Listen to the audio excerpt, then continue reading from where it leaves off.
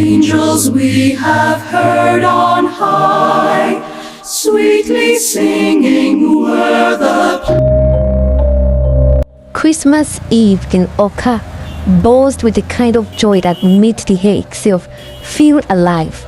Chiamaka inhaled deeply as she stepped out of the bus at Aroma Junction, letting the evening wrap around her like a mother's wrapper.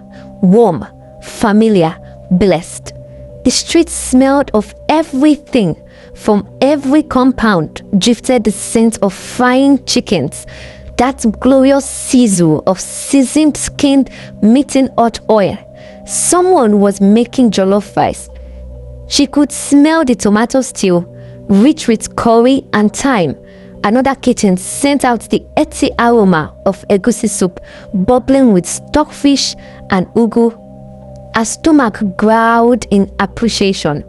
Children ran past in new Christmas clothes, their laughter high and bright.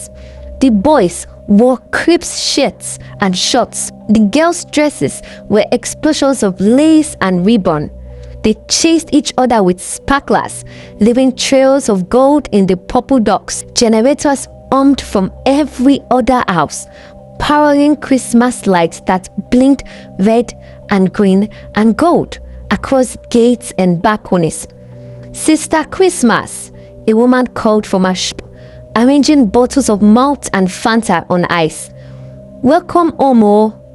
Chiamaka waved, grinning. She had taken the last bus from Onitsha. Wanting to surprise her parents, she had told them she couldn't make it home this year, that work wouldn't release her. She imagined their faces when she walked through the door. Her mother would scream. Her father would laugh his big belly laugh and insist she eat immediately. Never mind that she had just arrived. She walked faster, her bag bouncing against her hip. From St. Monica's Catholic Church, up the road, she could hear the choir practicing. Their voices soared, beautiful and strong. Midnight Mass would be glorious this year. Her phone buzzed. Her mother, "We are going to church soon. I wish you were here. I cooked your favorite ofe onogbu and pounded yam. I will save some for New Year." Chiamaka smiled and typed back, "See you soon, Mama. I love you." By the time she reached their street, darkness had properly fallen. The smell of her mother's cooking hit her before she saw the house. That unmistakable scent of bitter leaf soup, rich with uziza and ehuru.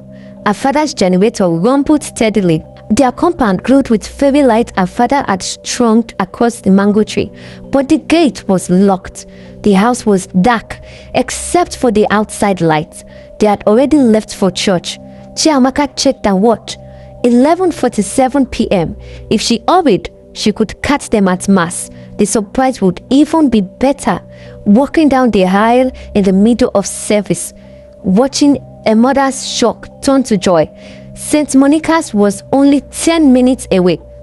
She practically ran, her bag slapping against her side. The streets had emptied now. Everyone was at church or home, full and content. A dog barked somewhere, a baby cried, but mostly there was just the sound of her slippers on asphalt and her own excited breathing. The church appeared around the bend, blazing with light.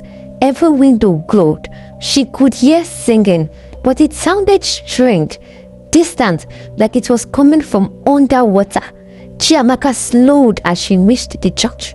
The singing had stopped. The door was slightly ajar. She pushed it open and stepped inside. The church was packed, every pew full. Her mother and father sat in their usual spot, third row from the front of the left. The choir stood in their red and white robes.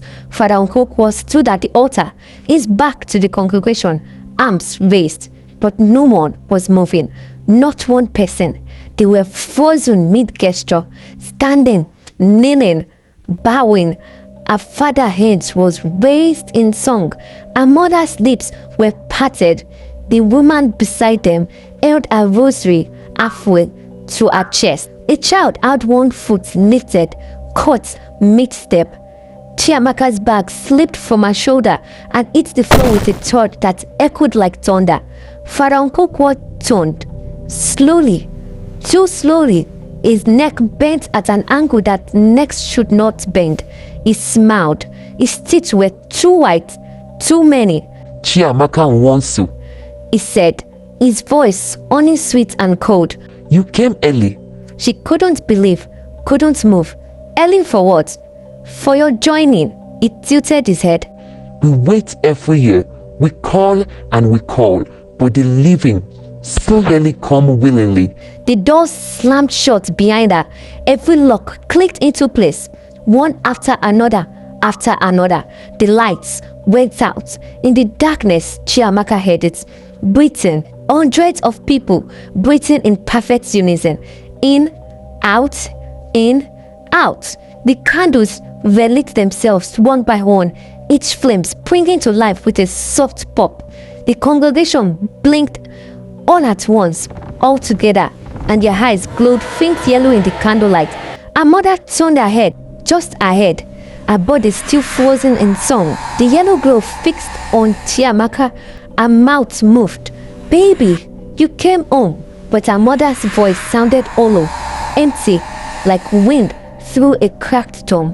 One by one, the congregation turned to look at her. All those glowing eyes, all those empty smiles. Father Okonkwo descended from the altar, his movement jerky, long. The living joined the dead at night, and you, dear child, came willingly. You walked through the door. You chose to join us. Chiamaka tried to scream. Her throat wouldn't work. Her legs wouldn't move. The priest reached out one long-fingered hand. Welcome to Mass, Chiamaka. Welcome home. We've been waiting for you. The congregation stood as one, mouths opening in a song, with no words, just a sound like wind through empty skulls, like death falling on coffins, like the last breath leaving a body. Chiamaka's lips began to move on their own. Her eyes began to glow, and somewhere far away, she felt herself join them, join the midnight mass of the dead. The next morning, Chiamaka's parents returned from their real midnight mass at St. Joseph across town to find their door unlocked and their daughter's bag on the floor. They wished everywhere, they called everyone, but Chiamaka was gone. Now, every Christmas Eve, villagers locked their doors at 11:30 p.m. They warned their children never to go to St. Monica's after dark. It burned down 20 years ago. Everyone inside died. But on Christmas Eve night, some say you can still see light in the windows, still hear singing, and if you look closely through the window, you will see them, all the dead of St. Monica's, and among them, new faces. Chiamaka Nwosu stands in the third row, beside two people who look like her parents but aren't. Her lips move in silent song, her eyes glow yellow, and she's smiling. Always smiling, waiting for someone else to come home. Would you come home?